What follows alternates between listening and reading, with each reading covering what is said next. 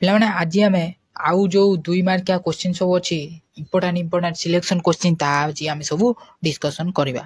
Okay, ତ ପୂର୍ବ ଭିଡ଼ିଓରେ ଆପଣ ଦେଖିଥିବେ କେତୋଟି ଇମ୍ପୋର୍ଟାଣ୍ଟ କ୍ୱେଶ୍ଚିନ୍ ଦେଇଥିଲି। ଆଉ ଆଜି ବି ଆପଣମାନେ ଆହୁରି କିଛିଟା ଇମ୍ପୋର୍ଟାଣ୍ଟ କ୍ୱେଶ୍ଚିନ୍ ଜାଣନ୍ତୁ ଏବଂ ନୋଟ୍ କରିକିନି ସେସବୁ ରଖନ୍ତୁ। ଓକେ, ପ୍ରଥମେ ଦେଖ ପ୍ରଯୁକ୍ତି ବିଦ୍ୟାର ନୈତିକତା କହିଲେ କ'ଣ ବୁଝ?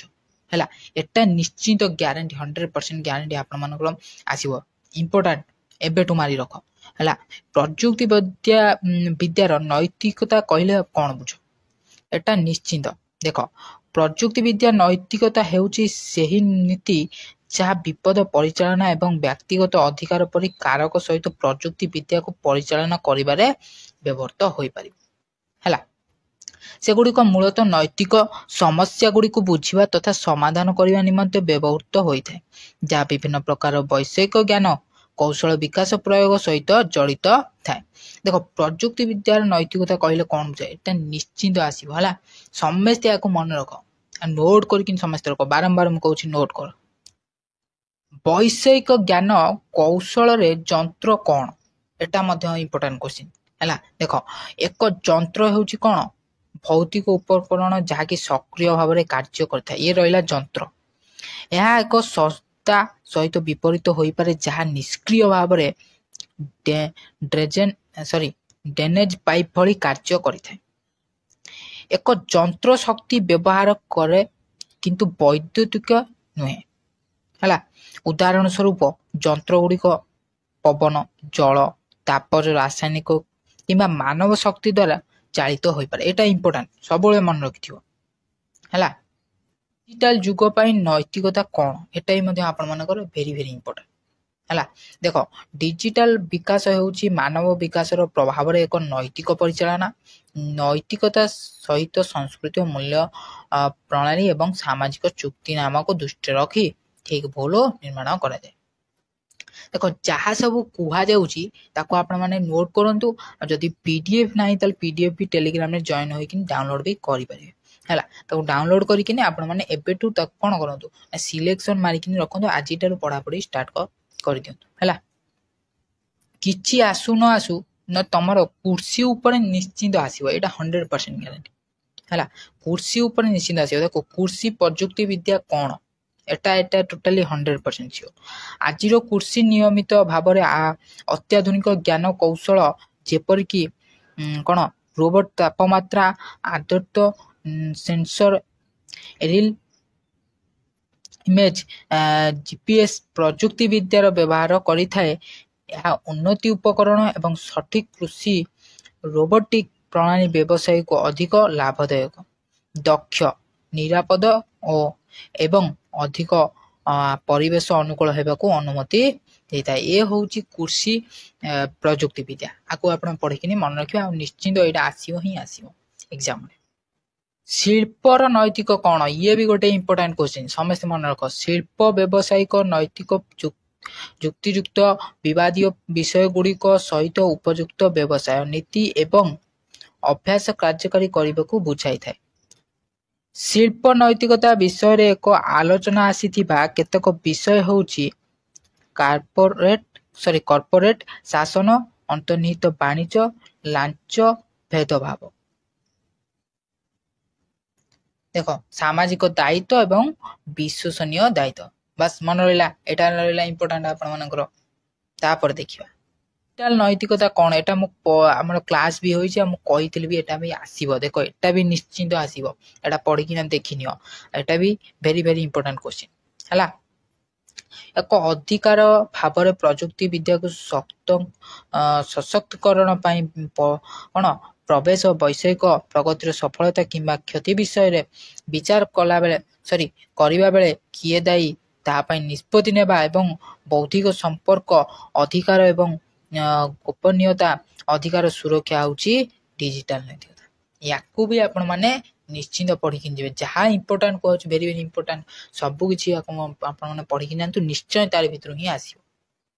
ଦେଖ, ଇମ୍ପୋର୍ଟାଣ୍ଟ ଯୋଉଟା କି ରହିଛି ଆପଣମାନଙ୍କର ଦୈନନ୍ଦିନ ଜୀବନରେ ସ୍ମାର୍ଟଫୋନ କିପରି ବ୍ୟବହାର କରାଯାଇପାରିବ।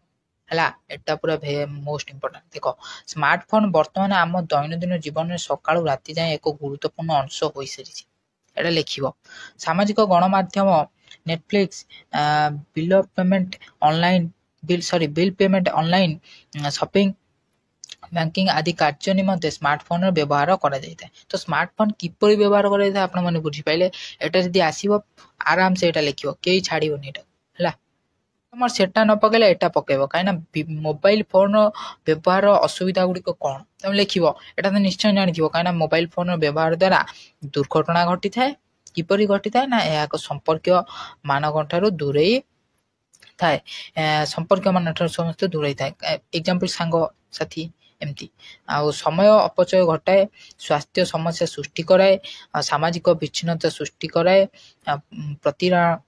प्रत्यारण सृष्टि करे थाए चक्षु समस्या दृढ़ समस्या सृष्टि होता है तो ये सब मोबाइल फोन असुविधा गुड़िक है एटा भी जेते भी सेटा न पाइले एटा निश्चिंत आसीबो हला मोबाइल फोन जने छात्र पई केते उपयोगी देखो कोन देइछि ना अत्याधुनिक स्मार्टफोन छात्र मानको इंटरनेट अध्ययन सामग्री खोजिबारे से कोन सहाय्य करिथे जहाँ सेमानको अध्ययन पई फलप्रद होइथाय छात्र माने गुरुत्वपूर्ण फोटो साधारण ज्ञान एवं बर्तुकता कैप्चर पई याको व्यवहार करि पारे बस एतिक लिखिबो 2 मार्क थुआ हला जहा कुआ होची बस सेइत्रु ही आसीबो क्वेश्चन सब प्लास्टिक आम दैनंदिन जीवन को किपरि प्रभावित करथे एटा पूरा 100% हमर क्लास भी होईची मु कहिची सेतिरे हला प्लास्टिक रहिथिबा विषाक्त रासायनिक पदार्थ एवं प्रदूषक मानव स्वास्थ्य प्रति विश्व स्तर रे विपद सृष्टि करि थाए यह कर्कट रोग सृष्टि कराइबा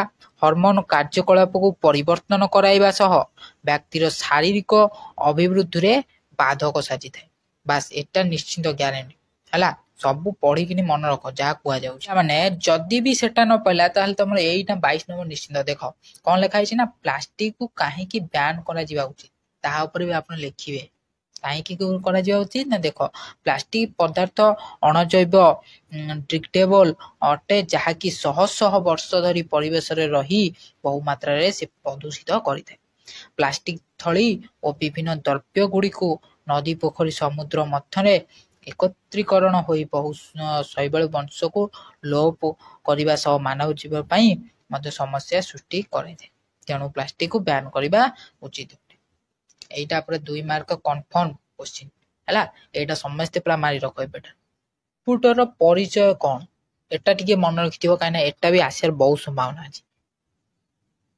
कंप्यूटर हेउची इलेक्ट्रॉनिक मेशिन जा तथ्य कोन प्रक्रियाकरण करे जेपरि सूचना आउटपुट एक इलेक्ट्रॉनिक उपकरण जहाँ तथ्य को इनपुट भाव ग्रहण करे एवं आउटपुट उत्पादन करने को प्रोग्राम नामक एक विशेष निर्देश रे एक सेट भाव रूपांतर करिଥାଏ एटा ही मध्य इंपोर्टेंट क्वेश्चन सेटा न पहला ताले एटा आसीयो कंप्यूटर रो उत्पादन गुडी को कोन जहा कि तमे जानिचो एवं लेखिबार तमु टिके कष्ट होई पारे बट तमे किंतु देखो देखिनियो प्रथमे unit input device output device को नहीं कंप्यूटर उत्पादन प्रोसेसर पई डाटा इनपुट जहाँ डाटा प्रोसेस करे एवं उपयोगी सूचना सृष्टि करे जहाँ आउटपुट डिवाइस माध्यम उपभोक्ता को प्रदर्शित होता है तो ये हूँ कंप्यूटर उत्पादन गुड़िक एटा भी जब पड़ो ताले आपको इजिली 2 मार्क मिल मुझे जानी 100%